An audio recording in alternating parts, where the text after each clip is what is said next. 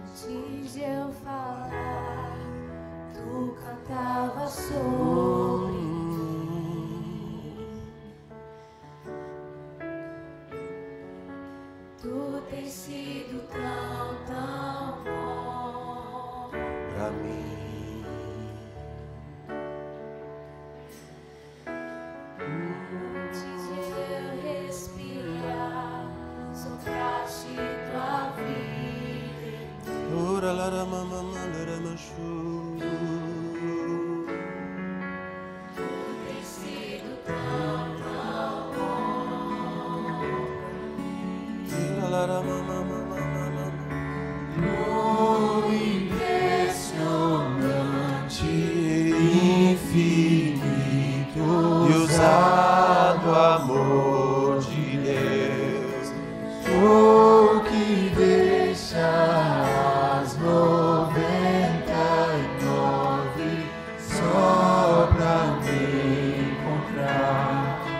Posso comprá-lo nem merecê-lo, mesmo assim se entregou. Oh, impressionante, infinito, ousado amor de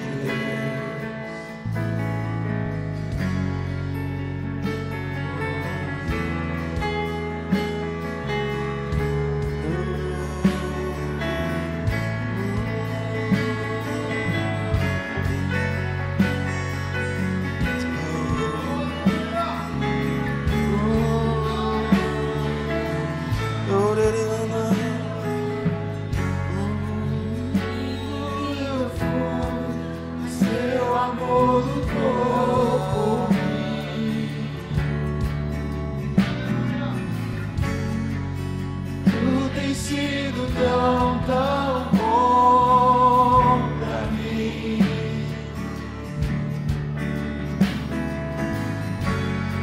Não tinha valor, mas tudo pagou por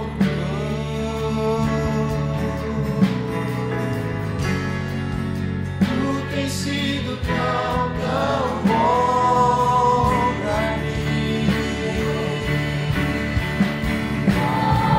Impressionante, infinito, ousado amor de Deus, oh, que deixa as 99 só pra mim.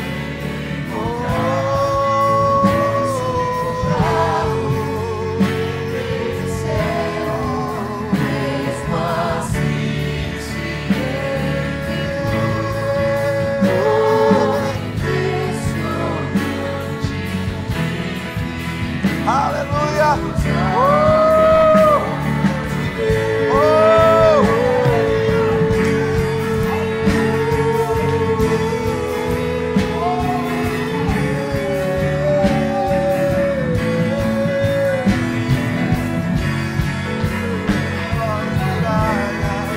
Joias mentiras pra me encontrar,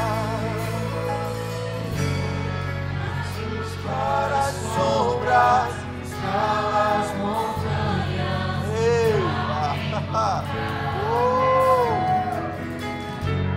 derruba as muralhas, destrói as mentiras pra me encontrar. traz luz Para as sombras, escala as montanhas pra me encontrar. derruba as muralhas, destrói as mentiras pra me encontrar. Traz luz para as sombras, escala as montanhas pra me encontrar. Derruba as muralhas, destrói as mentiras pra me encontrar. Traz luz, Traz luz para as sombras, Estrada montanhas,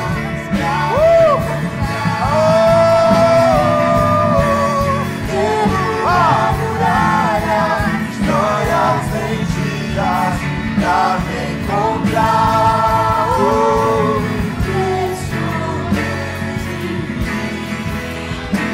ousado amor de Deus.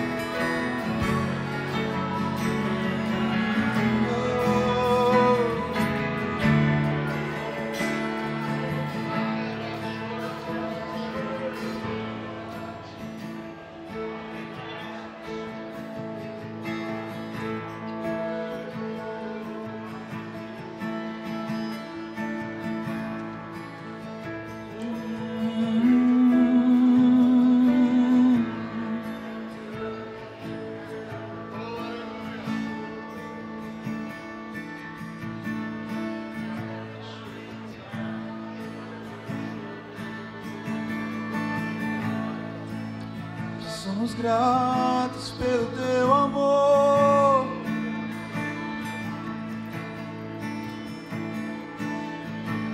que nos alcançou.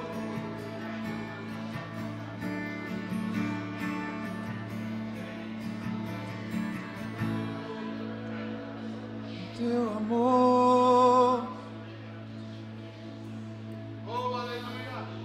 que inunda a nossa vida todo dia. Glória a Deus. Aleluia.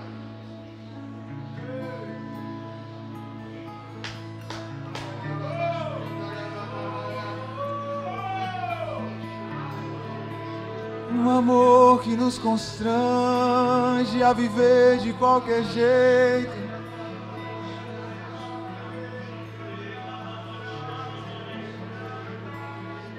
Que nos impulsiona a viver pra ti.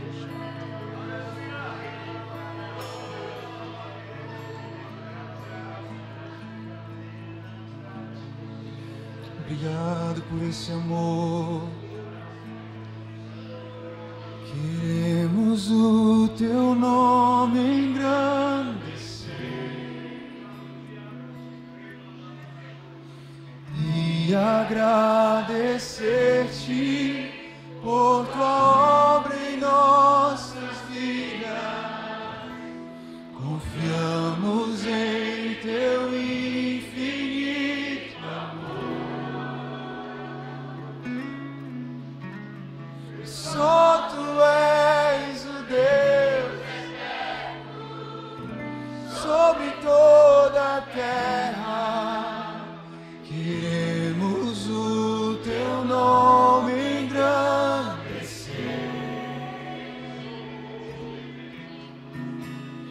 e agradecer-te por tua obra em nossas vidas. Confiamos em teu infinito amor. Só tu és um Deus eterno sobre toda a terra e céu.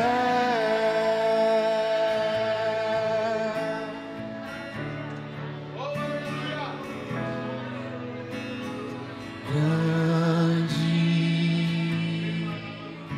é o Senhor e muito digno de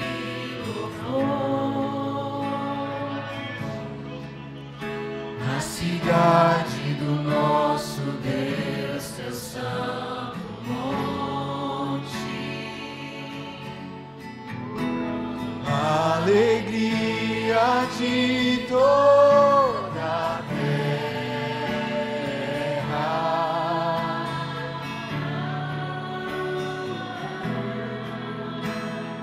Grande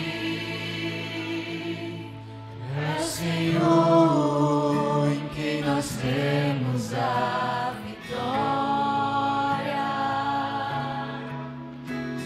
quem nos ajuda contra o inimigo. Por isso diante dele nos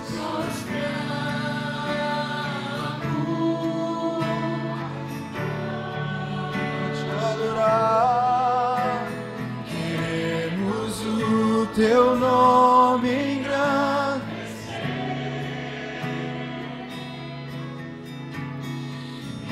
e agradecer-te por tua obra em nossas vidas. Confiamos em teu infinito amor. Só tu és o Deus eterno sobre toda a terra e céu.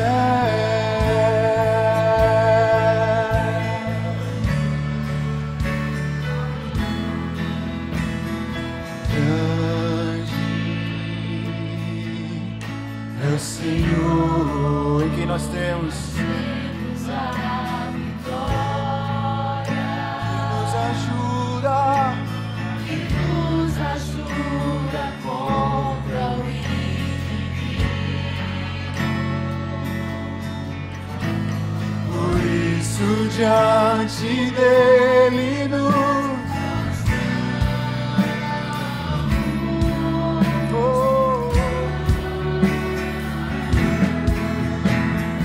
queremos o teu nome engrandecer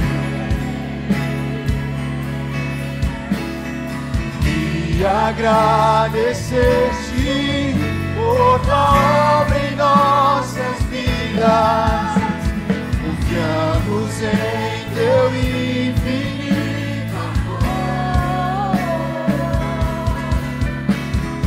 Só tu és um Deus eterno sobre toda a terra. Queremos o teu nome engrandecer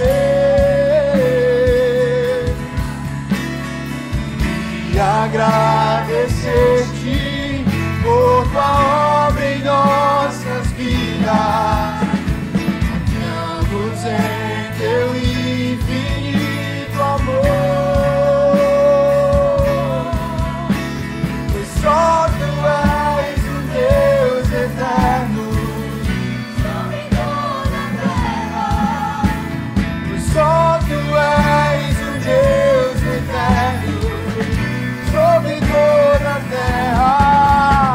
Pois só tu és um Deus soberano sobre toda a terra. Pois só tu és Senhor sobre toda a terra.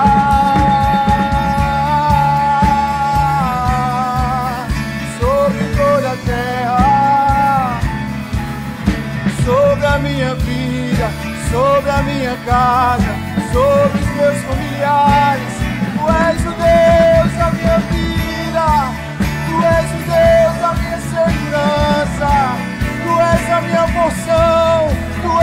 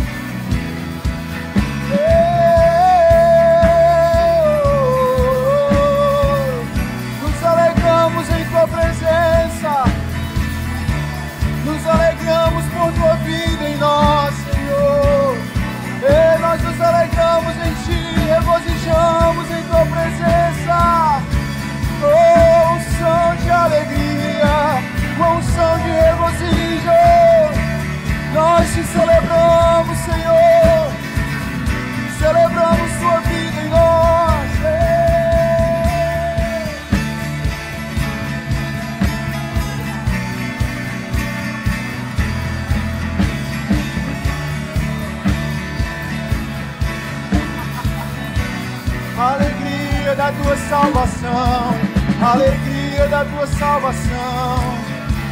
O céu reinando em nós, o céu reinando em nós.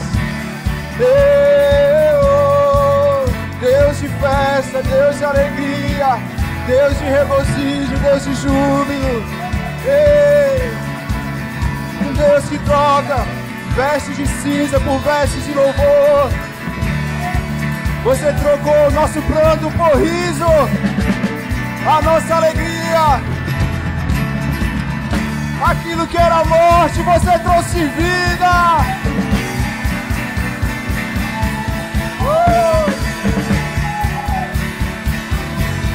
Vida, vida, vida, vida, vida abundante de Jesus.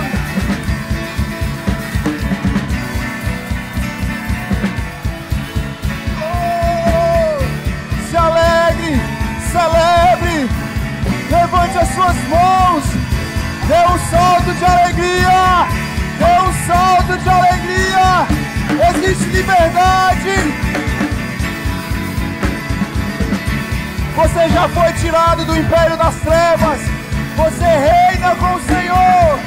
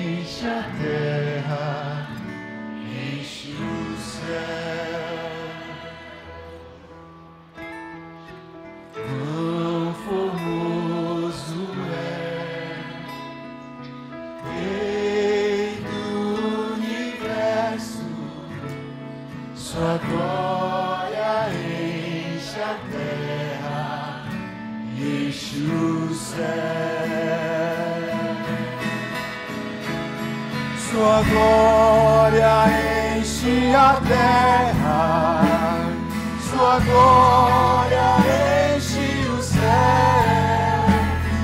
Sua glória enche minha vida, Senhor. Sua glória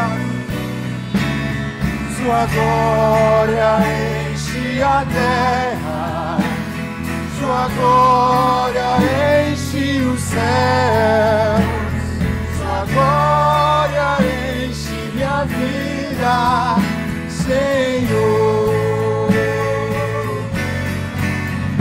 Maravilhoso é estar em Tua presença. Maravilhoso é poder te adorar. Maravilhoso é tocar em Tuas vestes. Maravilhoso é te contemplar, Senhor. Maravilhoso é estar em Tua presença. Maravilhoso é poder te adorar. Maravilhoso é tocar em Tuas vestes. Maravilhoso é Te contemplar, Senhor.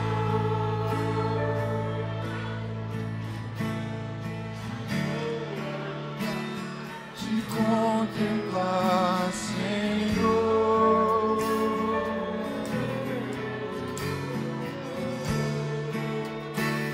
Te contemplar, Senhor.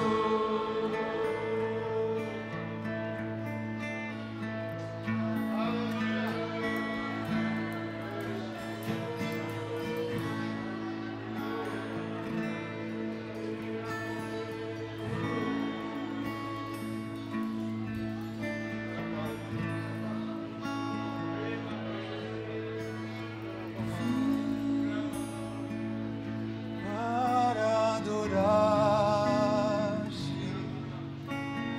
vim para dizer: te amo, Pai.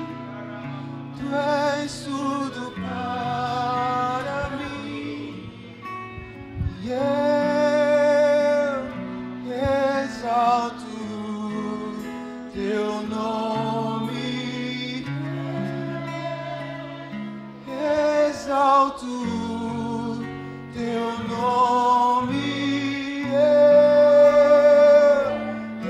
exalto Teu nome, ó Pai.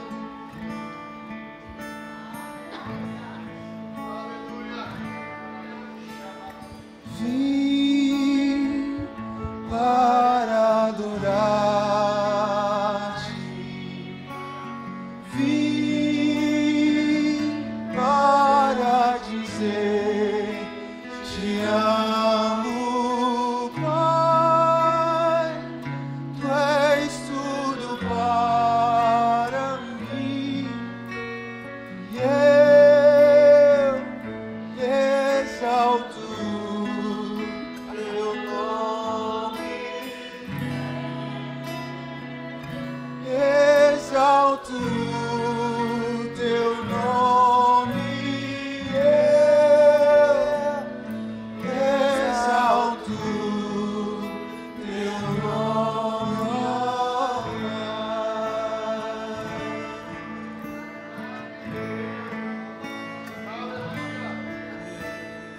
Vim para adorar-te. Vim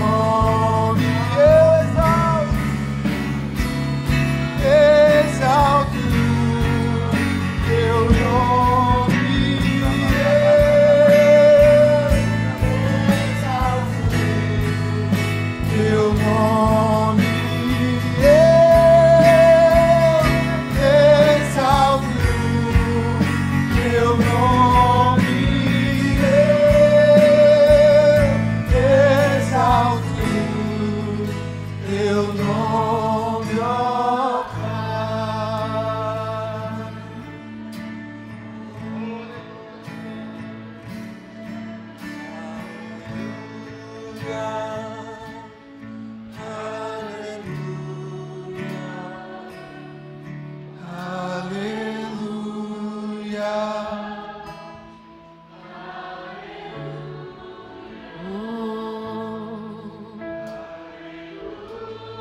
Mova os rios de Deus.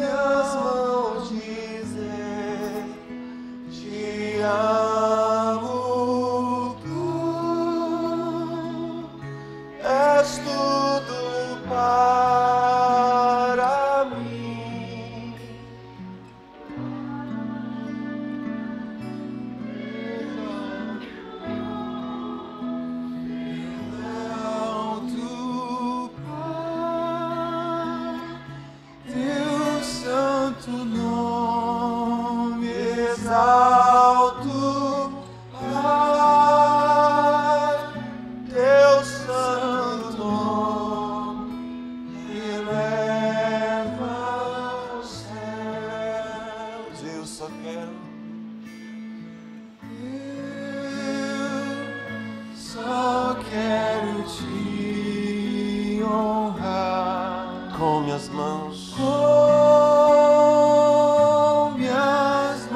dizer: Te amo, Pai. Tu és tudo para mim.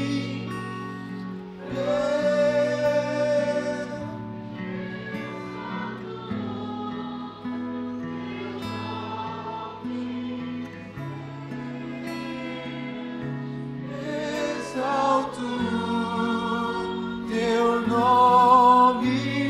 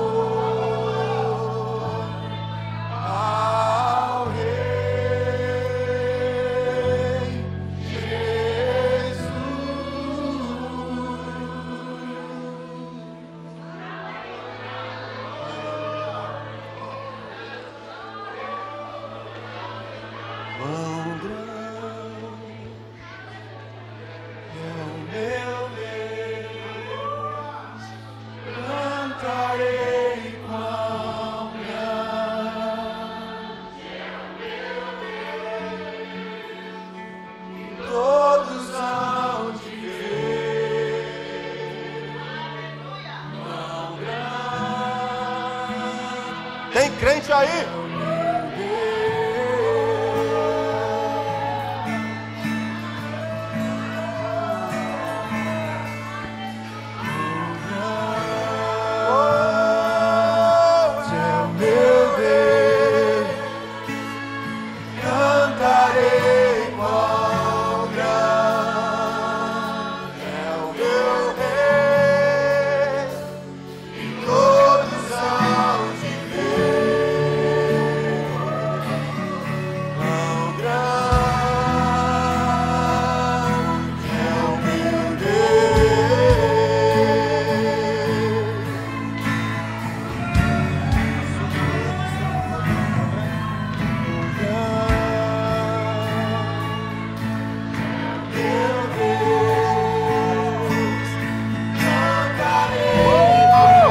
Canta, crente! Ei! Aleluia! Derruba o céu, crente! Meu Deus! Ei! Você pode mais! Ei!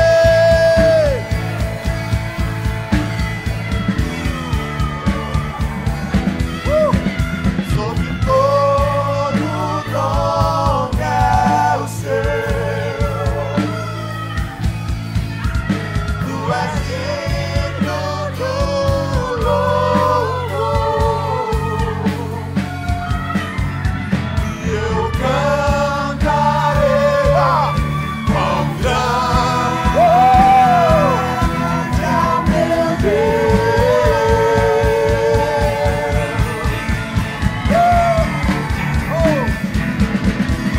Sobre todo nome é o seu.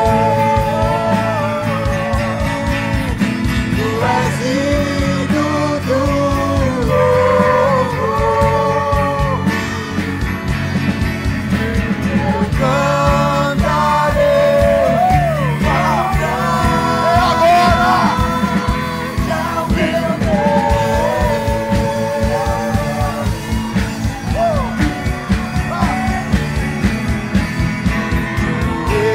esplendor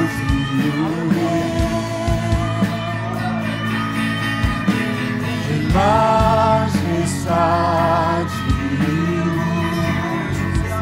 faz a terra se alegrar, faz a terra se alegrar. Ele é a própria as trevas vão fugir, tremer com sua voz, tremer com sua voz. Ei! Oh, meu Deus, cantarei quão grande é o meu Deus. Todos hão de ver quão grande é o meu Deus. Vai, bandeira! Aleluia!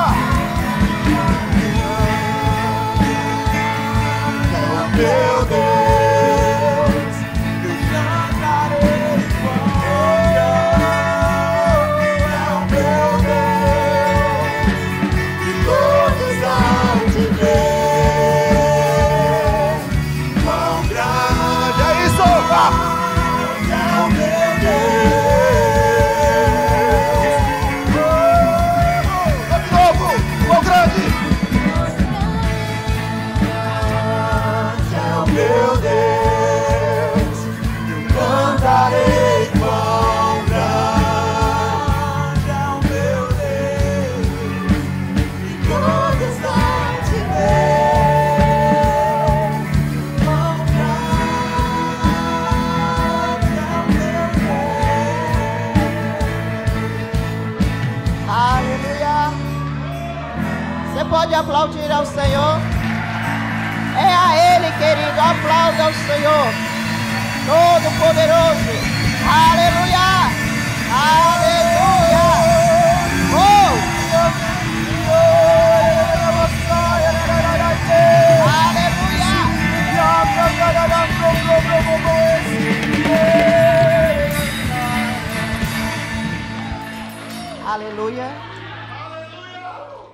Amém, queridos?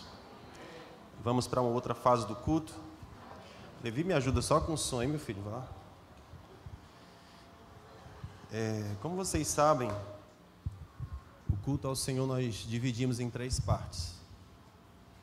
Gosto sempre de repetir, para você saber o que você está fazendo em cada momento do culto que você está fazendo, amém? Então, quando a gente começa o culto, a gente começa adorando a Deus.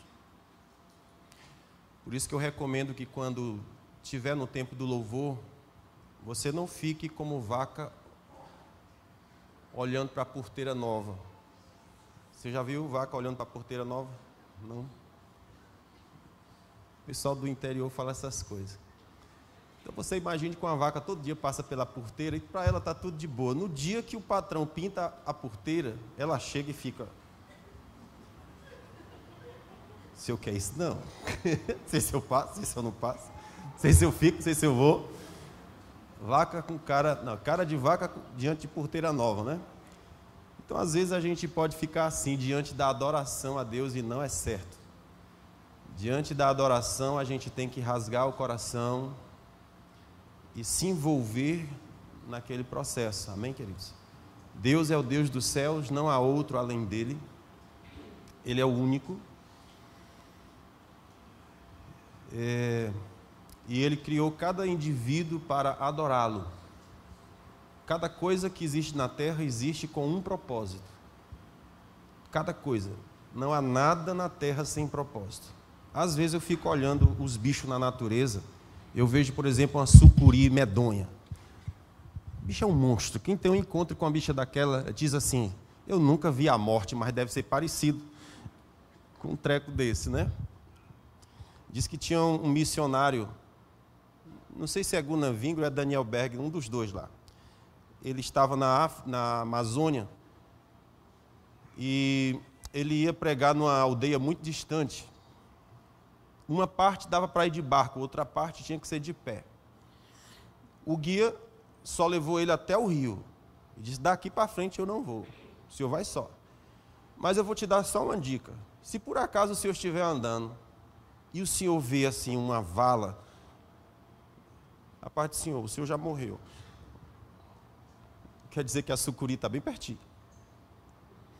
E lá está ele, dentro da mata, quando se dá por conta, não é não, que aparece a bendita vala, e quando ele olha, está de cara com a cara da bicha. Ele disse: morri, Jesus, não tem misericórdia. Mas ele tinha um jeito lá de orar a Deus, e a bicha parece que não gostou muito dele, e foi-se embora, deixou ele em paz. Lá para as tantas, ele avistou alguém acenando para ele, estava salvo, tinha encontrado alguma alma vivente no meio daquela floresta horrível, não é? Então tudo tem um propósito, a sucuri tem um propósito, Deus a criou para alguma coisa. Você foi criado com um propósito, e você foi criado para adorar a Deus, para glorificar a Deus, você existe para a glória dele. Você pode fazer o que quiser com a sua vida, mas ela só vai fazer sentido quando você viver para a glória de Deus. Para Ele nós vivemos, nele nós nos movemos, nele nós existimos. Somos feitos por Ele, por meio dele e para Ele. Ele é a causa, a origem e o destino da nossa existência. Não somos nós não existimos por nós, por meio de nós e para nós. Nós existimos dele, por meio dele e para Ele. Tudo veio dele e volta para Ele. A nossa existência aqui é só um parêntese no meio da eternidade. Gente, vocês não imaginam o que é isso. Olha isso, gente. O que é a eternidade? Uma corda que nunca acaba, imagine aí. É uma corda que nunca acaba, não tem início, não tem fim. Mas num ponto dessa cordinha, Deus fez um parêntese. E dentro daquele parêntese você surgiu aqui na Terra. Mas logo daqui a pouco você vai desaparecer, porque o parêntese vai fechar. E aquilo é só a sua vida. 70 ou 80 anos. E voa. Por que eu sei que voa? Porque eu tenho 48 anos, quase meio século, e ontem eu nasci. É sério, ontem eu estava carregando lata d'água na cabeça lá no interior. Não, na cabeça não, gente, que isso é coisa de mulher. Eu carregava no ombro. Mulher carrega na cabeça. E já são quase meio século, passou rápido. Fui renovar minha carteira de habilitação, graças a Deus parece que agora é 10 anos, ainda estou para receber. Mas eu pensei, meu Deus, daqui a 10 anos eu tenho 58. Gente do céu, 58. Quando eu for renovar a carteira eu vou ter 58 anos, mancho. Acabou. Vocês estão entendendo como é o negócio? Acabou. Então, a eternidade é uma linha infinita. E nela Deus pôs 2 parênteses. E dentro dela você surgiu. Agora veja que mágica extraordinária. Dentro da linha do tempo, dentro da timeline de Deus, dentro da timeline de Deus, aprove a Ele que você nascesse no século 20 ou no século 21, não é? Ele quis assim. Você poderia ter nascido lá com os faraós. Essa pessoa, você toda... Como é que chama? A mulher do faraó. Uma Cleópatra, imagina aí. Os olhos tudo preto, aquele negócio, aqueles adereços maravilhosos, né? Mas aprove a Deus que você não nascesse lá. Você nascesse nesse século. No meio dessa revolução maluca da tecnologia, do conhecimento, da informação, você nasceu nesse tempo, para esse tempo. E você não surgiu por acaso, existe um propósito e uma razão por que você está aqui. E onde é que está o ponto? É descobrir o que raio da vida eu estou fazendo aqui. Porque daqui a pouco vai acabar. E imagina acabar e você diz, o que eu estou fazendo aqui mesmo, hein? Passei minha vida 70, 80 anos, não descobri para que eu vim fazer aqui. Jesus amado, eu presto para alguma coisa, eu sirvo para alguma coisa, eu vim fazer o quê? Nascer, crescer, reproduzir, morrer, será que é só isso? Ou será que eu estou alinhado com um propósito eterno de Deus dentro da linha do tempo e eu entendi, e eu escutei o chamado de Deus que diz, do ventre da tua mãe eu te chamei, no ventre da tua mãe eu te formei, eu estava lá, eu escrevi no meu livro a teu respeito, cada detalhe sobre você, todos os dias da sua vida, sem que você tivesse vivido nenhum deles. Então existe uma carreira para você correr, existe uma vida para você viver, e eu penso que a maior desgraça é viver a vida que você não foi chamado para viver. É você estragar uma riqueza que Deus te deu, sem discernir o que é que eu estou jogando fora. Isso é uma desgraça. Eu me lembro do Miles Monroe, que ele dizia que a maior tragédia não é a morte. A maior tragédia é morrer sem ter vivido. É morrer sem ter achado a razão por que você existe. Então você tem uma criança que morreu com 2 anos de idade, você diz que desgraça. Desgraça maior é viver 80 anos e ter feito porqueira com a vida. Não ter corrido a carreira para a qual o Senhor te chamou. Irmãos, isso é a maior tragédia para qualquer ser humano. Jesus morreu com 33 anos, mas ele morreu pleno, porque tudo o que ele havia de derramar, ele derramou. Quem ele deveria curar, ele curou. Quem ele deveria abençoar, abençoou. Quem ele deveria libertar, libertou. Ele derramou a sua vida plenamente, aos 33 anos de idade. Isso é um herói, irmão. Isso é uma bênção do tamanho do mundo. Jesus fez em 3 anos o que nós não fazemos numa vida inteira, não é? Então, veja que coisa extraordinária. Jesus disse, para isso vim. Quem fala estas coisas descobriu a sua existência, a razão por que existe. Para isso vim. Para que ele veio? Disse, para pregar, curar e libertar. Para isso vim. O propósito da sua existência estava clara. Alguém chega e disse assim, vamos ser professor lá na... Levi tem muito eco, macho. Vamos ser professor na Grécia. Centro filosófico de sua época. Está lá em Evangelho de João, capítulo 13, 12, mais ou menos por ali. Vamos ser professor. Os gregos chegaram com uma proposta irrecusável para Jesus. Os discípulos ficaram maravilhados. Eu acho que os caras deviam estar levando alguma estratégia na cueca, alguma coisa assim. Porque quando eles viram a proposta, Eles atrapalharam o sermão de Jesus, atrapalharam o culto, disseram, Jesus estão procurando o Senhor, e a proposta é boa. Jesus só mandou dizer para eles, se a semente cair na terra e não morrer, fica ela só. Você consegue entender isso, amados? Alguém chega com uma proposta de muito dinheiro e ser famoso na Grécia, ser alguém distinto na história, porque se tornou membro daquilo que se tornou a origem do conhecimento. Eu não diria a origem, mas eu penso que sim, de certa forma até a origem, porque tudo que é curso universitário hoje não existe sem fazer referência ao conhecimento grego. Então os caras foram de fato monstros naquilo. E lá estava Jesus e uma proposta irrecusável. Ele só mandou a resposta para os discípulos, ele nem deu o contrato. Ele só disse, diga para eles que se a semente cair na terra e não morrer, ela fica só.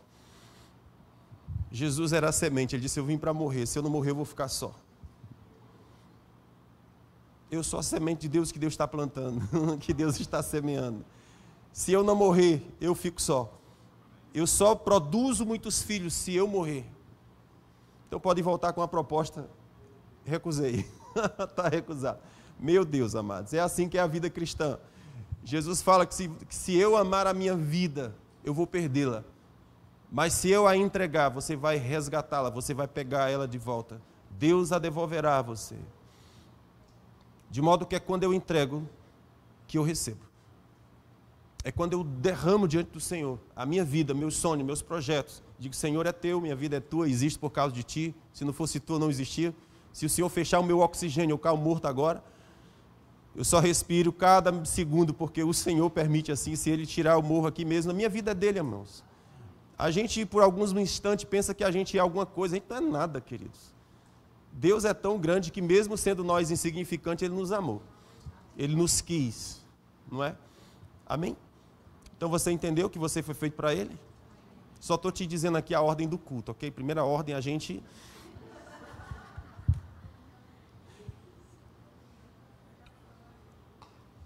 A primeira parte do culto, a gente adora a Deus. Você entende isso?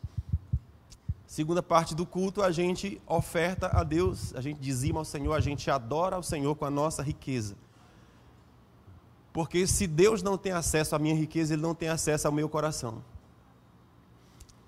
Deus só tem acesso a mim, se Ele tiver acesso ao seu bolso. Porque o seu bolso é o que você tem de mais caro. Só meto a mão aqui para pessoas muito preciosas, e olhe lá. Às vezes nem membros da família, não é? É um negócio restrito, fechado.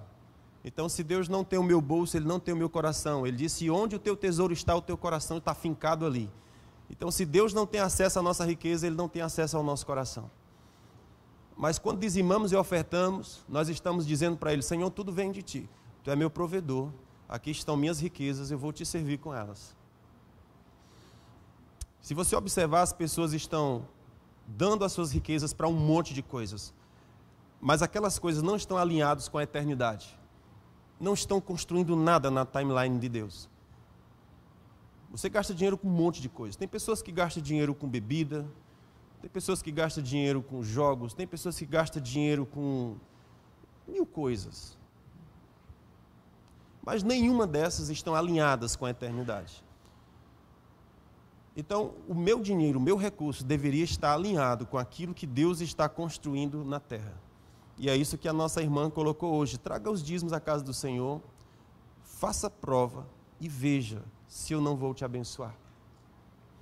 Perceba, observe sua vida, observe sua família, suas coisas, e veja se Deus não vai tocando cada uma delas. E muitas vezes a prosperidade aparece de lugar que você nem imagina, e sempre a prosperidade nem é dinheiro especificamente. Prosperidade é diferente de dinheiro. Prosperidade é um conjunto de coisas. Existem pessoas que têm muito dinheiro, mas eu vi alguém dizer uma frase assim, eu conheço um cara que ele é tão pobre que só tem dinheiro, aliás, é tão rico que só tem dinheiro, acho que é assim a frase. Hã? É tão pobre que só tem dinheiro. Vocês conhecem? Olha que frase maluca essa. Conheço alguém que é tão pobre que só tem dinheiro. Porque ele só tem dinheiro, não tem mais nada. É só a coisa. Ele não tem mais nada. Ele está só, solitário, angustiado, ferido, solitário. só tem dinheiro. Então vai amar dinheiro, beijar dinheiro, dormir com dinheiro, porque tudo que você tem é dinheiro. Complicado, irmãos. Então, existe uma parte do culto que a gente serve ao Senhor com as nossas riquezas. Se o meu coração é do Senhor, minhas riquezas também são. Eu sirvo a Ele com as minhas riquezas. E a terceira fase do culto, a gente se senta para ouvir a palavra, que é o que nós estamos fazendo agora. Amém? Luquinha? Já estou para encerrar, vamos lá. Gente, Mateus capítulo 5, vocês estão prontos? Diga, Deus, eu vou te dar meu coração.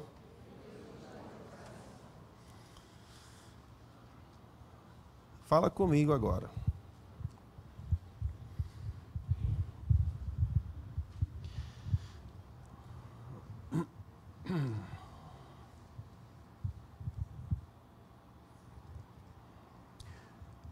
Disse para vocês que essas 2 semanas passadas, nós tivemos um treinamento na igreja sobre formação de conselheiros de casais. Comentei isso hoje de manhã na Santa Ceia, né? Nós tivemos pelo menos 7 aulas, 7 dias, na verdade.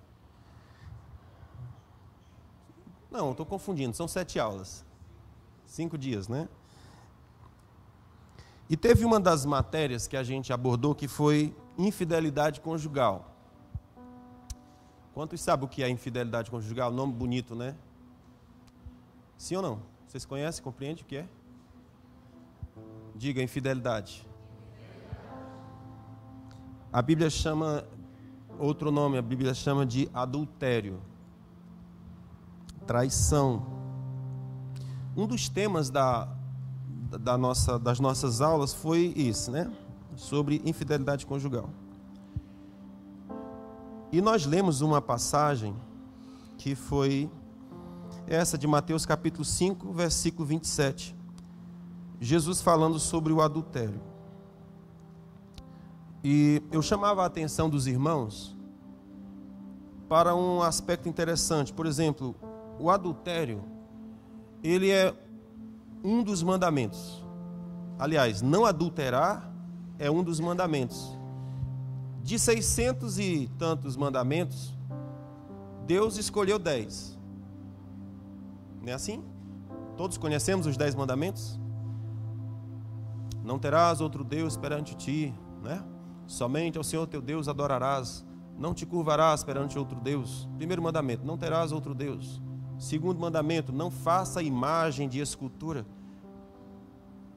nem imagem daquilo que está em cima no céu, nem do que está na terra, nem debaixo da terra, nem nos mares. Não faça imagem de escultura. Somente ao Senhor teu Deus adorará, e somente a Ele prestarás culto. Aí ele diz: lembra-te do dia do sábado, para santificar ao Senhor. Vocês estão comigo? Então olha para mim. Lembra do dia do sábado para santificar ao Senhor. Um dia na semana, você trabalha 7 dias, um dia você separa para se santificar ao Senhor. Isso é mandamento de Deus. Então ele segue os mandamentos dizendo: honrarás pai e mãe, não matarás, não mentirás, não cobiçarás. E dentre esses mandamentos ele coloca um lá: não adulterarás. O que é que chama a atenção da gente?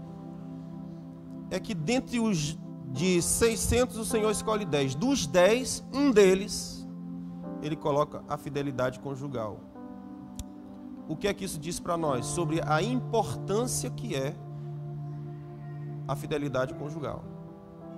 O bem-estar da sociedade está nisso, na fidelidade conjugal, um vivendo para o outro, o coração de um sendo o coração do outro, não permitindo que coisa estranha, que coisa medonha entre naquele meio. A Bíblia chama de loucura esse comportamento, loucura. Livro de Provérbios, ele diz que o que segue a infidelidade conjugal, ele é como o boi que segue ao matadouro.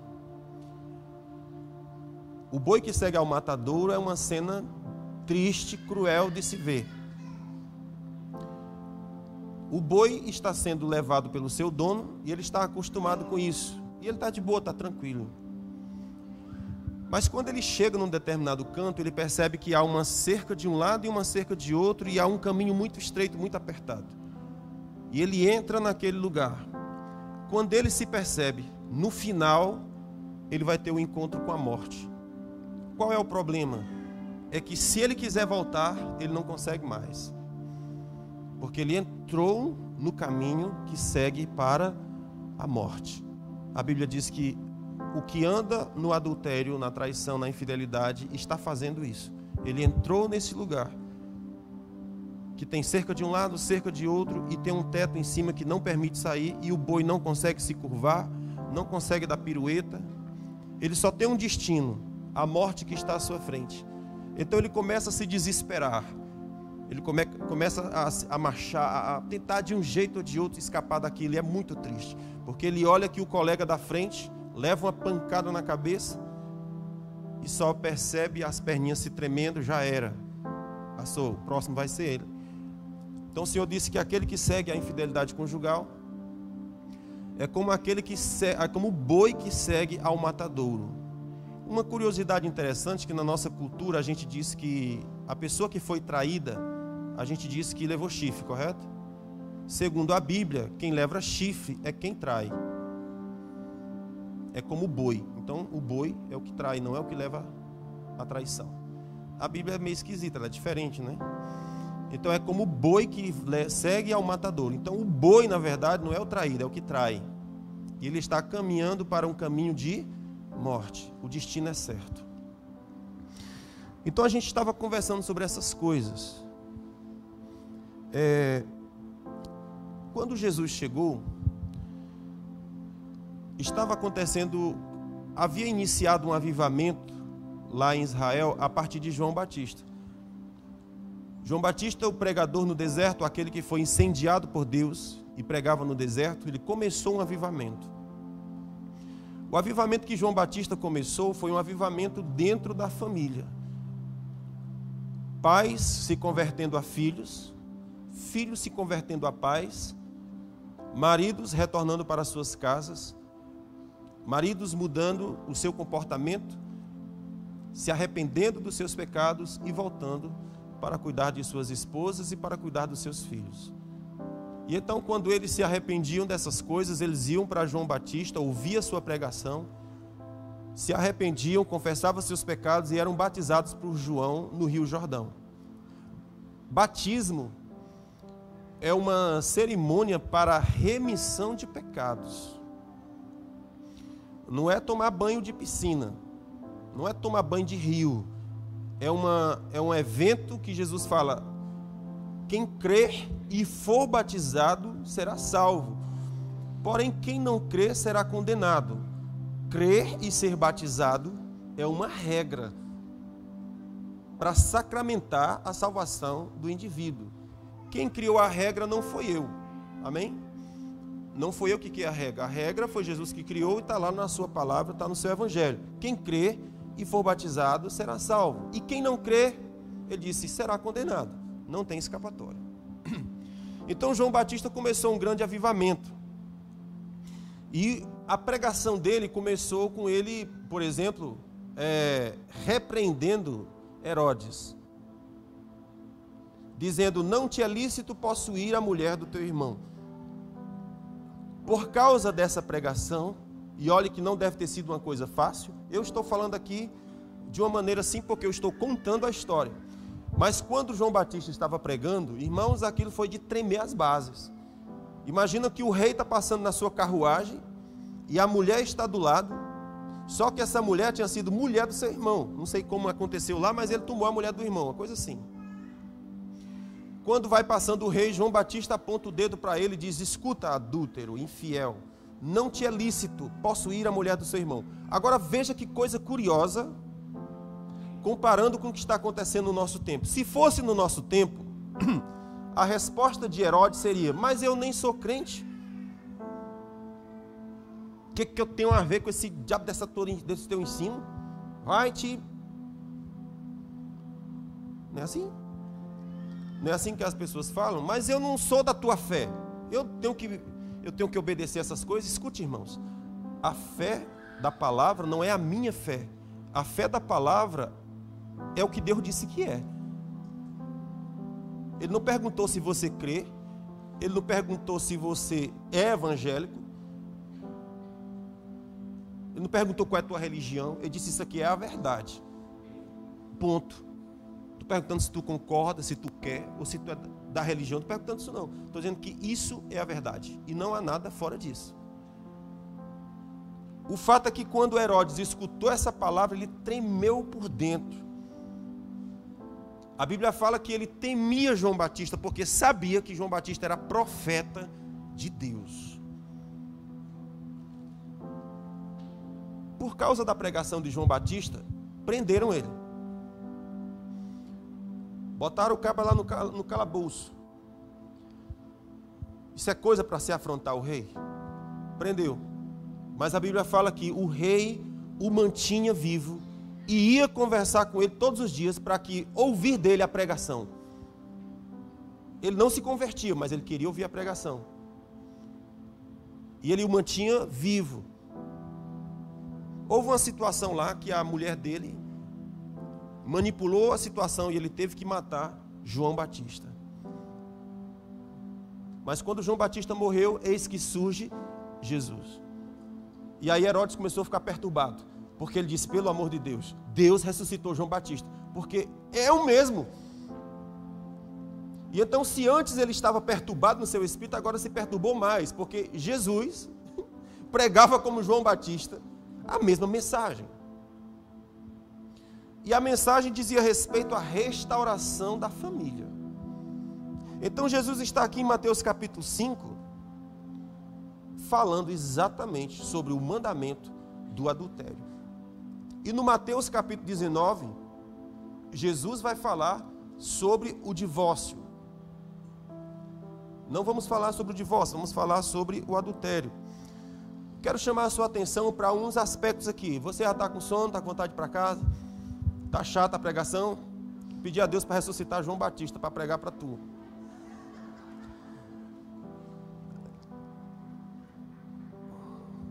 Olha só o que Jesus fala: ouviste que foi dito, não adulterarás. Não é, Odinã? Isso aí. Ouviste que foi dito, não adulterarás. Isso é um mandamento?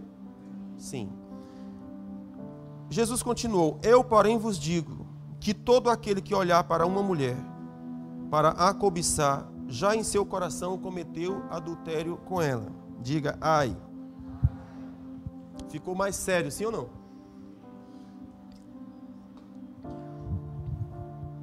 Escute isso. Eu, porém, vos digo que aquele que olhar para uma mulher para a cobiçar, já em seu coração adulterou com ela. O que Jesus está dizendo? Que a lei de Moisés, não adulterarás, provavelmente muitos daqueles homens não praticavam realmente, eles não praticavam adultério.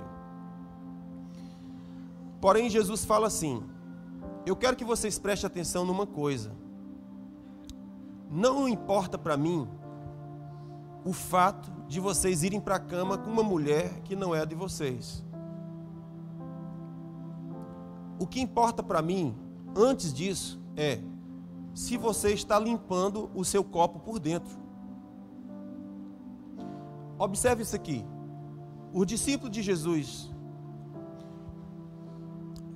estavam para comer, e nisso chegaram alguns fariseus. E os fariseus disseram assim: Jesus, por que é que os teus discípulos comem sem lavar as mãos? Eles não sabem que isso é errado? Que isso não está na lei? A lei diz, a tradição diz, na verdade não era a lei de Deus, era a tradição dos estudiosos da Bíblia. Eles criaram tradições para, por meio daquilo, praticar a palavra. E uma dessas tradições era: antes de comer, lave as mãos. Quando você estiver na rua, que chegar em casa, antes de comer, antes de entrar em casa, lave os seus pés. Vocês estão comigo ainda ou já se perderam? Estou percebendo que vocês estão olhando para muita coisa.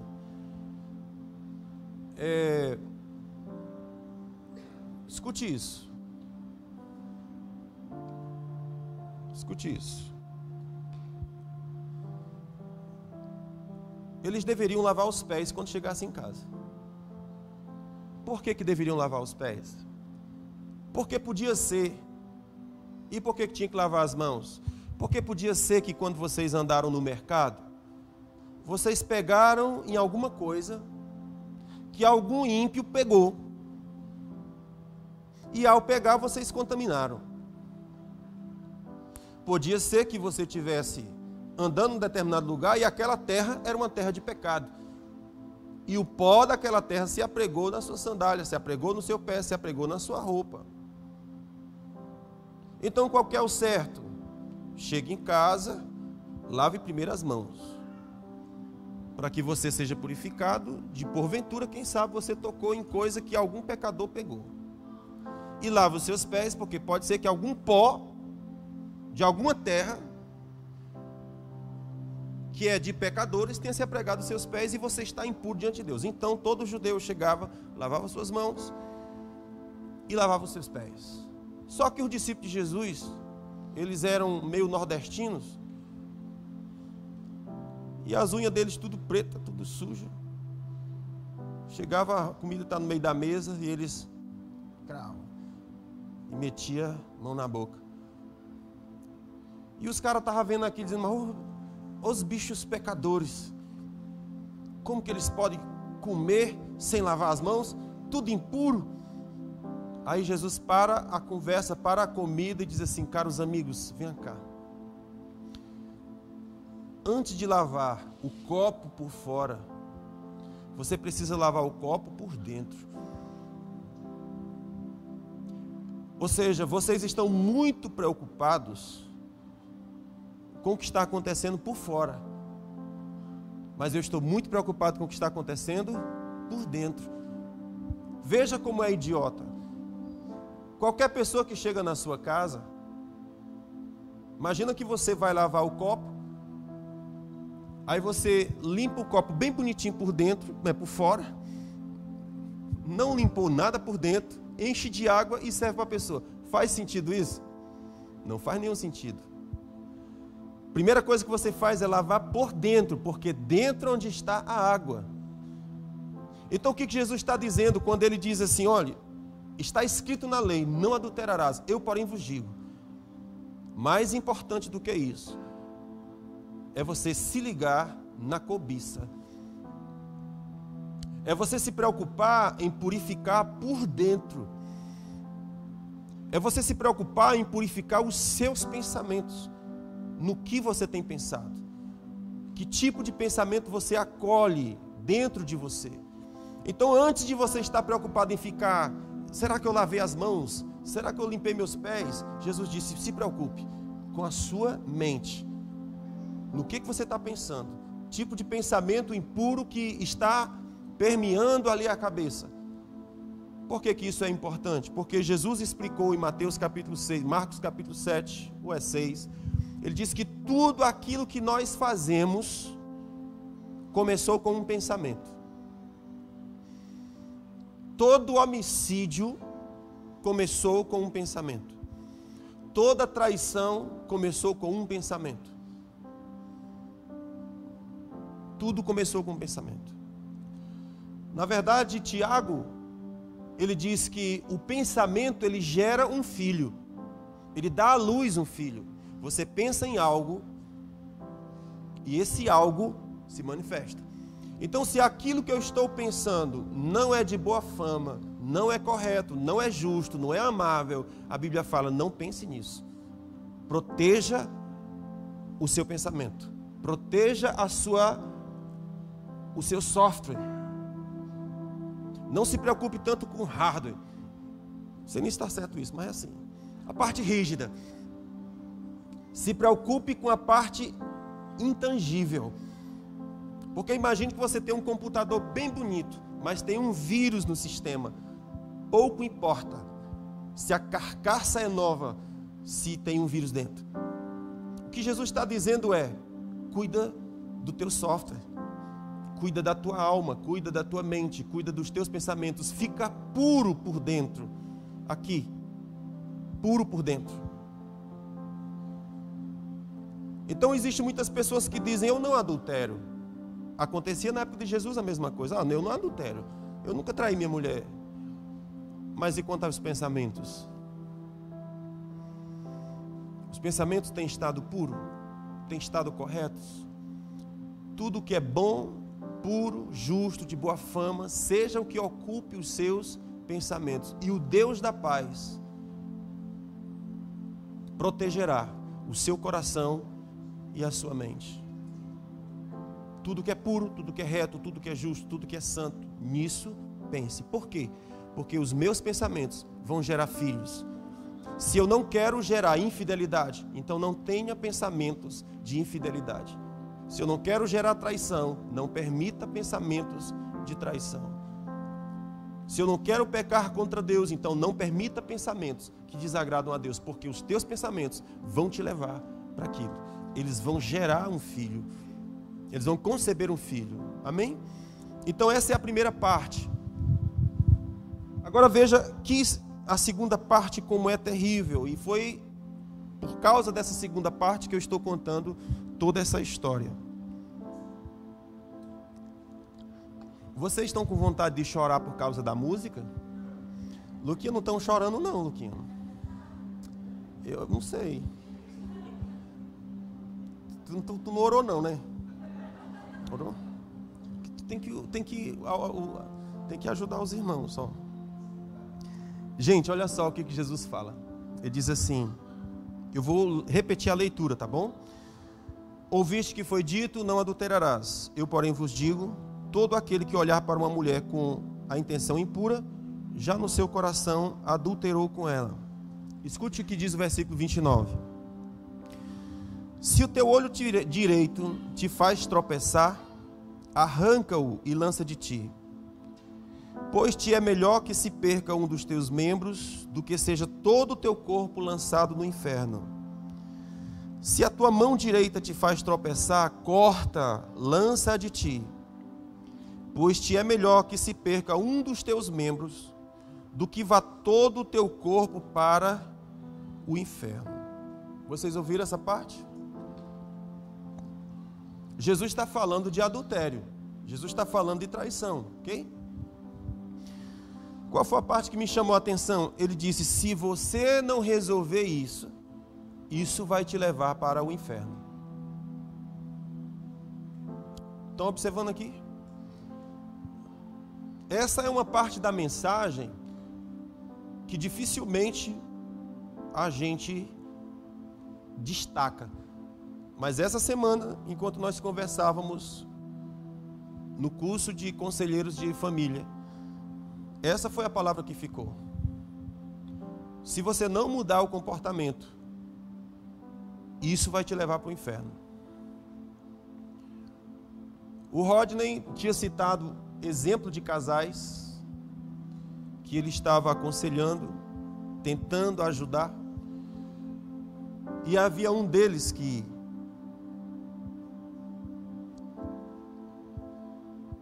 tinha um caso paralelo. Além da esposa, tinha outro. Com esse outro, gerou filhos. A esposa nem sonha que isso acontece. Ou se sonha, faz de conta que não acontece. O fato é que essa pessoa entra em crise, entra em dificuldades, frequenta a igreja. Você nem se pode descrever essas coisas com riqueza de detalhes. Depois o Rodney observa aqui. Não é daqui não. O fato é que a pessoa tem uma vida com outra pessoa. Muda de rota, passa pela casa, fica com a pessoa. Depois vai chorar no seu carro. Depois vai para a igreja, chora, se quebranta, se arrepende. Volta para sua esposa, depois volta para o caso. E nisso já vai 10 anos.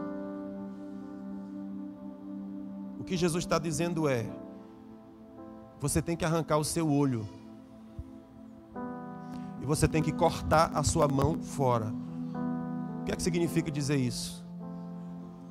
Que resolver essas coisas nem sempre é fácil. É como arrancar um olho. É como cortar uma mão. E causa sangramentos, causa rupturas, causa sofrimento, causa dor. Mas como foi que Jesus resolveu essa questão? Ele disse: ou você faz isso, ou isso vai te levar para o inferno. Não tem como você escapar. É como Jesus fala: é um boi que entrou no matadouro. O destino é o inferno. Não tem como voltar. Então, enquanto existe uma chance, enquanto existe uma possibilidade, quebrantamento e arrependimento, choro e ranger de dente, enquanto é tempo. Porque chega uma hora que não tem mais, o destino é o inferno, não tem mais como consertar. Foi o que Jesus falou. Então, qual foi o conselho que Jesus fala? Arranca teu olho fora. Corta tua mão fora. Porque é melhor você entrar no céu sem um olho ou sem uma mão do que entrar no inferno com mão e tudo. É sério isso, sim ou não, gente?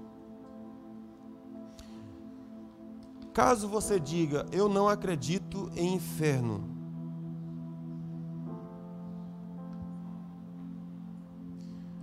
é bom você crer. É bom você crer. Eu estava vendo um depoimento essa semana, junto com a minha esposa, um médico, cirurgião. Ele havia feito uma... E, detalhe, eu não sei, ele é crente. Não sei se ele ficou crente depois dessa experiência ou se ele já era, não sei. Ele já era? Desde pequeno? Conta que esse cara foi fazer uma cirurgia e ele falou com a família e disse: tal hora, tal dia eu vou entregar o seu marido. Era uma cirurgia simples. Ele fez com a sua equipe a cirurgia, aliás, simples assim, né? Não era das mais complexas. Tipo, tanto é que ele deu confiança para a esposa: daqui a pouco você vai vir pegar sua esposa, vai dar tudo certo. O fato é que ele fez a cirurgia, era noite, e ele subiu para um quarto para descansar, para dormir.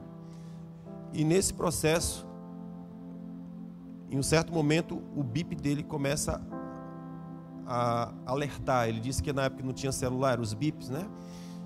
E o bip tinha um som diferente. Aquele som diferente é parada cardíaca. Correu desesperado. E toda a equipe correu desesperado para o local. O primeiro que chegasse tinha que assumir o processo a partir dali. E quando chegou lá, de fato, o seu paciente, que era uma cirurgia simples, estava entrando num processo de morte. Então eles reanimaram, fizeram todo o processo para reanimar o paciente. Depois de 30 minutos não deu certo, 45 minutos não deu certo, eles desistiram, disseram: morreu. Não há mais o que fazer. A equipe saiu, ele ficou. Aliás, parece que tinha umas pessoas lá ainda próximo. Ele disse que de repente parecia cena de terror, a luz ficou meia luz. Sabe aquela coisa de que a carga elétrica não suportou? Aquele homem começou a ter movimentos involuntários. Seu corpo começou a se mexer e meio que agonizar. Disse: mas está morto. Ele explica que na ciência, na medicina, existe um tipo de movimento involuntário que acontece, né? Mas ele disse que é em 10 minutos, 6 minutos, por ali, logo no início. Já tinha passado muito tempo. E ele entrou nesse processo de estribuchar, de não sei o quê. Quando ele olha para a lateral, uma sombra negra entra. E aquele homem estava estribuchando estribuchando como quem dizia: não quero ir, e apavorado, com muito medo. Apagou. Não teve mais. A sombra veio e o pegou. Ele disse que aquela experiência foi para ele. Ele viu na hora que isso aconteceu. Algumas pessoas viram a luz, né? O que aconteceu lá, a tensão caiu, sei lá, alguma coisa assim. Isso marcou a vida dele. Quando meu sogro faleceu, nós tivemos muitas experiências malucas também. Experiências complicadíssimas, difíceis. Uma irmã, um certo dia, testificou, exatamente na época da pandemia, né? Meu sogro faleceu na época da pandemia. Uma irmã testificou que sentiu quando o espírito da morte pousou na sua casa. E ela pensava: é meu irmão que vai. Mas não era seu irmão. No outro dia, uma pessoa próxima faleceu, próxima da casa, faleceu. O anjo da morte havia chegado e ia colher alguém que estava ali próximo. O meu sogro teve uma briga difícil, morreu umas 3 vezes. E olha lá se não foi mais. Muitas vezes ele faleceu. E a gente chegava lá e ele voltava à vida. 1 vez, 2 vezes, 3 vezes. E ele agonizava nos últimos dias da sua vida. Era uma briga espiritual do tamanho do mundo. A minha esposa, que é essa coisa mansa que vocês conhecem, disse: Satanás, você não levará meu pai. E tomou uma briga em oração acerca dele. Você não levará meu pai. Ele é do Senhor. Rapaz, e eu sei que a briga aconteceu. Na véspera do meu sogro falecer, Davi, meu sobrinho, estava lá em casa. Foi visitá-los, foi vê-los. Pegou o carro dele seminovo. Chegou no final da rua, o carro quebrou. Quebrou, que não andava mais nada. Ficou lá perto do shopping ali. O carro quebrou, não andava mais. No outro dia ele foi, tinha lá umas coisas lá meio esquisitas, teve que consertar, não sei quanto é que ele gastou lá para ajeitar o carro. No dia seguinte eu estava deitado na minha rede, um papoco no ventilador. Pá! Beleza, tem nada não. Foi o bicho que queimou, tá tudo certo. Daqui a pouco a geladeira lá embaixo. Pá! Queimou também. Papocou. Coisa estranha. E daqui a pouco minha esposa vai passar uma cor no liquidificador. Pá! O liquidificador também. Que doideira. À noite meu sogro faleceu. Contei certo? Acho que é isso. Ainda teve o notebook também. O notebook também papocou. Um negócio estranho. Mas, detalhe. Eu comecei a achar estranho quando a geladeira queimou. O ventilador, eu digo, não, de boa, mas... Aí eu disse, o carro do Davi ontem. Rapaz, tem um negócio estranho aqui. Esse negócio da meia luz, Hã? Foi no mesmo dia, não foi? Então pronto, foi tudo no mesmo dia. Mas o bacana foi que o meu sogro dizia: quando eu morrer, eu quero morrer limpinho. E foi exatamente como aconteceu. Ele tomou banho, aliás, foi banhado, se deitou de fraldinha, cheiroso. E as atividades normais ali, quando voltou, ele tinha dormido. Num momento de paz. Foi uma cena espetacular. Uma cena espetacular. Ao mesmo tempo que a gente chorava a perda, a gente chorava de alegria. Porque havia paz, havia graça naquele ambiente todo. Né?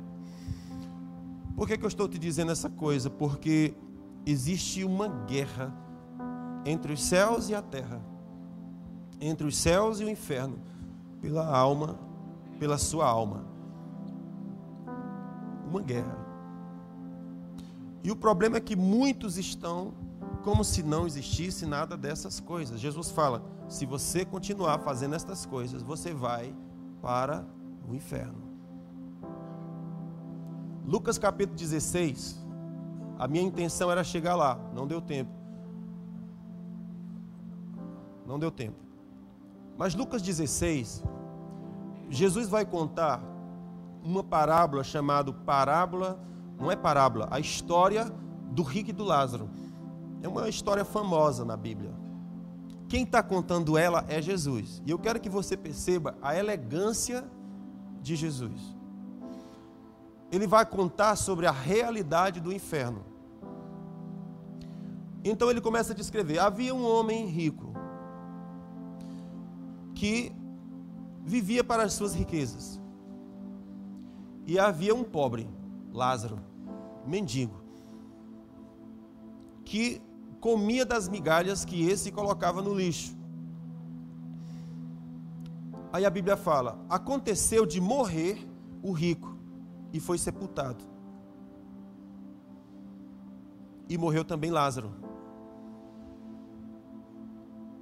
E os anjos de Deus o vieram e o levaram para o paraíso, o seio de Abraão. O que é que eu quero chamar a sua atenção? Observe uma coisa. Quando Jesus fala do rico, ele diz assim, este foi sepultado.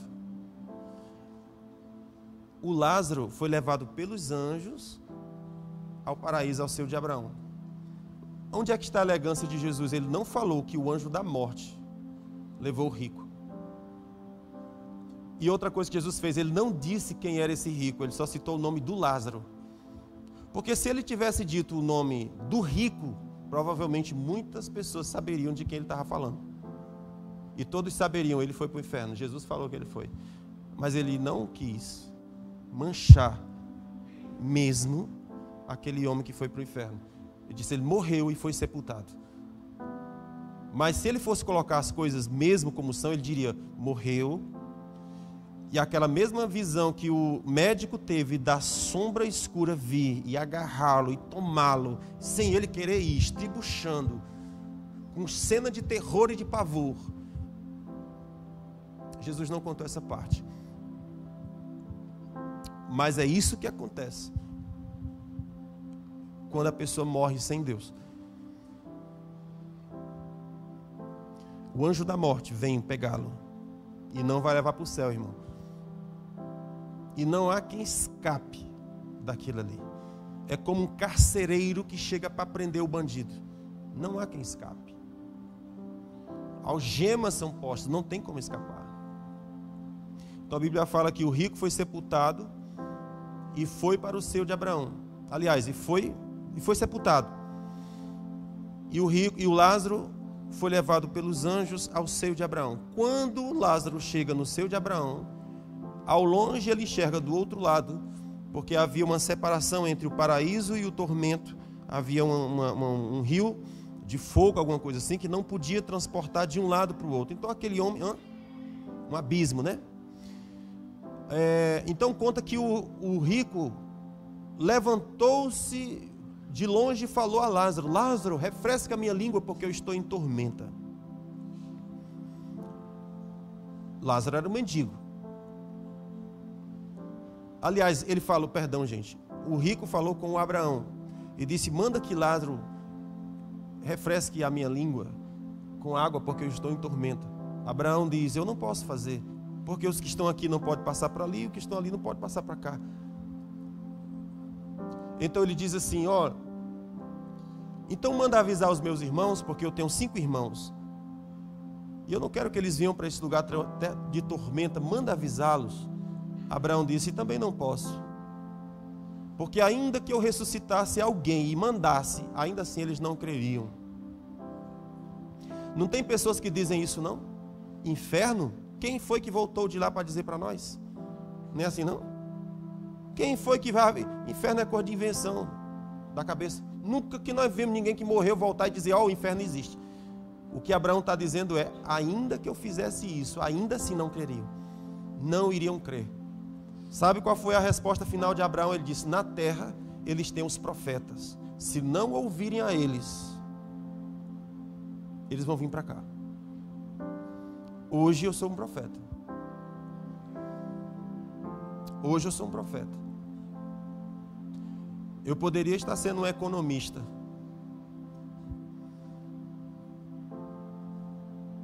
Hoje.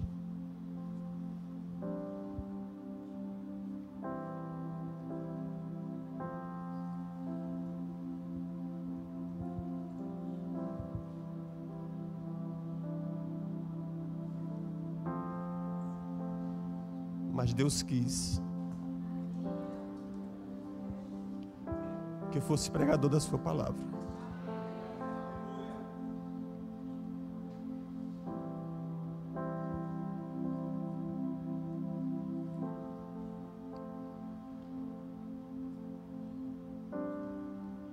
Você está dormindo e acordando. E Deus está movendo pessoas para salvar a sua vida. Na terra, eles têm os profetas. Se eles não o ouvirem, eles virão para cá. O inferno é real, irmãos. Existe um céu a ser conquistado. Existe um inferno a ser evitado. O irmão Kenneth Hagin teve uma experiência de morte. Um pregador americano, pastorzão americano. Ele nasceu com 1 quilo, mais ou menos. Quando ele nasceu, a sua mãe o levou para o quintal para sepultá-lo.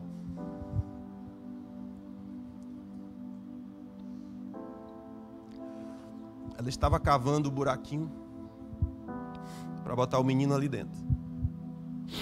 E quando ela foi fazer isso, o menino se mexeu. O menino estava morto. Antes de sepultar, ele se mexeu. Ela pegou o menino, levou para casa e foi cuidando do menino, prematuro, nascido prematuro, todas as dificuldades que você possa imaginar. Problemas no sangue, coração deformado. Era só uma expectativa de contar os dias de quando ele morreria. E assim ele viveu até os 17 anos de idade. Teve uma das experiências de morte dele. Ele ia para a igreja, a mãe dele levava ele para a igreja. Mas ele nunca tinha entregue a sua vida a Jesus. Então, numa dessas experiências, o coração dele parou, porque ele era uma bomba relógio, podia morrer a qualquer momento. O coração dele parou. E ele percebeu quando ele descia num túnel muito escuro. Ele disse que era tão escuro que era quase que dava para você cortar uma parte das trevas, assim, de tão densas que eram as trevas. E ele ia até chegar aos portais lá embaixo. Mas ele voltava. Isso aconteceu por umas 3 vezes. Quando ele ficou adulto, descobriu que quando ele estava para morrer, a sua mãe foi guerrear em oração. Gente, isso aqui é tremendo. Ele estava para morrer. Aliás, estava brigando com a morte. E a sua mãe foi para um local e começou a clamar o Senhor. Dizem que nos quarteirões ao redor se ouviu os brados e os gritos daquela mulher orando pelo seu filho.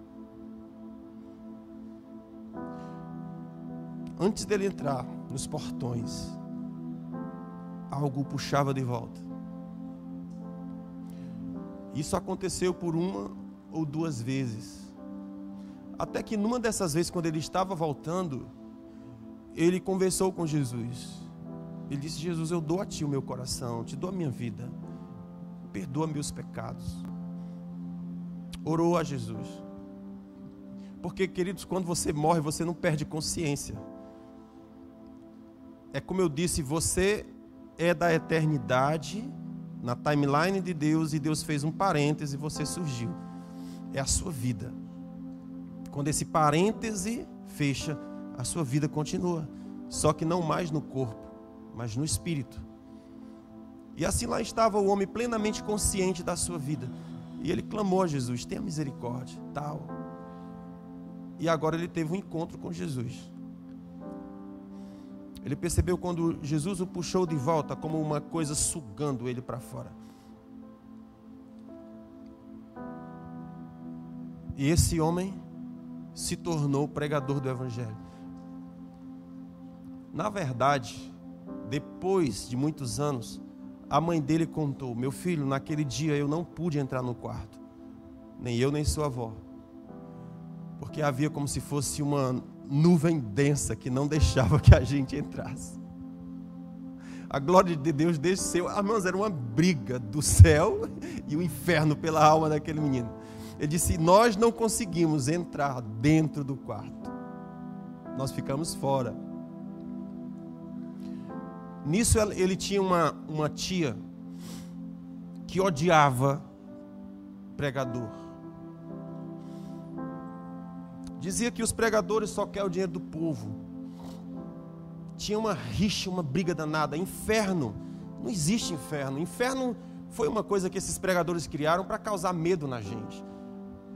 E essa mulher odiava crente, odiava a Bíblia, odiava Deus, odiava tudo. O irmão Reagan cresceu. O Senhor o curou quando ele tinha 17 anos. Ele descobriu, lendo o Evangelho, Marcos capítulo 11, que o Senhor fala: se você crer com a boca, aliás, falar com a boca, crer com o coração, não duvidar, será como você diz. Ele se agarrou a esse texto de Marcos capítulo 11, se tornou o texto da vida dele. E ele continuou declarando e confessando aquilo durante dias. Quando foi um certo dia, ele se levantou e disse: mamãe, vou andar. Ele só vivia confinado no quarto. A família disseram: é o último suspiro, vai já morrer, deixa ele. Mas na verdade ele saiu para procurar emprego. Achou um que era para arrancar toco. Vocês sabem o que é toco, né? E então quando chegou para o homem lá e disse: eu quero trabalho. Quando o homem olhou para ele, magérrimo, seco, doente, disse: você não aguenta meio-dia. Final do dia lá estava ele, se alimentando e vivendo pela palavra, dizendo: se eu crer com a boca, declarar, se eu crer com o coração, declarar com a boca, será como eu digo. Eu sou curado, o Senhor me curou. Ele é a força da minha vida. Dava uma enxadada, outra enxadada. No final do dia, o Senhor é a força da minha vida. Eu creio com o meu coração, declaro com a minha boca, é como eu digo. Voltou o segundo dia, terceiro dia, o Senhor o curou para sempre. Velho, ele dizia: já tenho 50 anos de ministério, não sei o que é uma dor de cabeça. Deus tem me mantido em cura.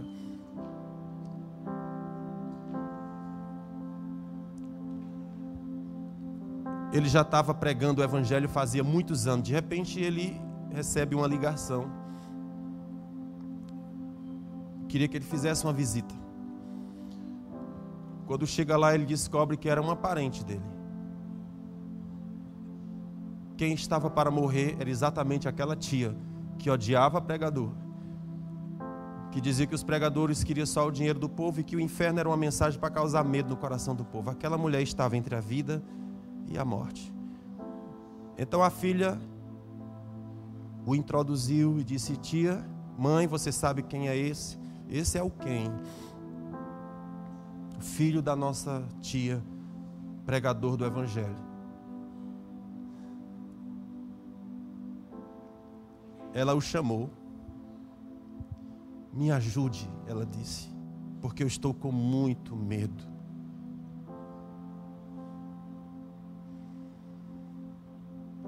Não havia mais muito o que fazer. Ela só conseguia descrever quão grande pavor ela estava. Porque ela sabia que agora o inferno não é mais história de pregador, ela está vendo, ela está sentindo, ela está na antessala do inferno. Alguns minutos, o fio da vida é cortado e ela vai ser levada pelo anjo da morte. E lá haverá choro e ranger de dente para sempre. O Senhor revelou para o pastor Bud que o inferno é um lugar de solidão. E eu acho que nós podemos imaginar o que é isso. O inferno vai estar cheio de almas que foram para lá? Sim. Como que será um lugar de solidão? É só você imaginar o que acontece aqui entre nós. Quantas pessoas estão se suicidando? Porque elas estão sozinhas. Elas estão solitárias. Estão cercadas de pessoas, mas ela está sozinha. O único jeito de nós nos conectarmos é se Deus arrancar o nosso coração. Porque o nosso coração de pedra não permite se conectar com ninguém. Então nós vivemos a vida cercado de pessoas e tão solitários. O inferno é pior, irmãos. O local onde nós vamos ter conexão é quando Deus muda o nosso coração de pedra e coloca um coração de carne. É quando Deus imprime a sua palavra na nossa mente e no nosso coração. E nós passamos a ter comunhão com Ele. Quando nós temos comunhão com Deus, o resultado é, nós temos comunhão com as pessoas. Nós amamos as pessoas com um coração que arde. Você gosta tanto que dói. A Bíblia chama isso de entranháveis afetos. Entranháveis afetos. Ontem nós estávamos conversando no PG de Casais sobre amor. E foi dito que amor é mandamento. Deus disse: amarás. Não é sugestão, não é pedido, é mandamento. Mas isso é só uma parte da história. O amor é mandamento. Mas ele não para aqui. Existe uma segunda parte do mandamento que é entranháveis afetos. Você começa amando como mandamento, mas chega um ponto que Deus muda o coração. E agora, irmãos, são entranháveis afetos. Vem de dentro. Vem de dentro de você. E você gosta simplesmente porque gosta. Você ama de graça. Por que isso aconteceu? Porque Deus mudou algo aqui dentro. A solidão acabou de acabar. Porque agora você consegue se conectar. Porque Deus agora habita dentro. Vocês entenderam a pregação de hoje? A outra parte do culto é que a gente faz um apelo. E o que diz o apelo? Se hoje ouvirdes a sua voz, não endureçais o vosso coração. Se Deus falou com você hoje, você é muito burro se você não se levantar daí e disser: eu quero Deus, eu quero me refugiar nele. Há salvação nele. Se hoje ouvirdes a sua voz, não endureçais o vosso coração. O dia da salvação é hoje, não é amanhã. Não é quando eu ficar velho. Não é quando o mundo não for mais atraente. O dia da salvação é hoje, no dia que Deus falou contigo. Se hoje ouvirdes a sua voz, não endureçais o seu coração. Amém?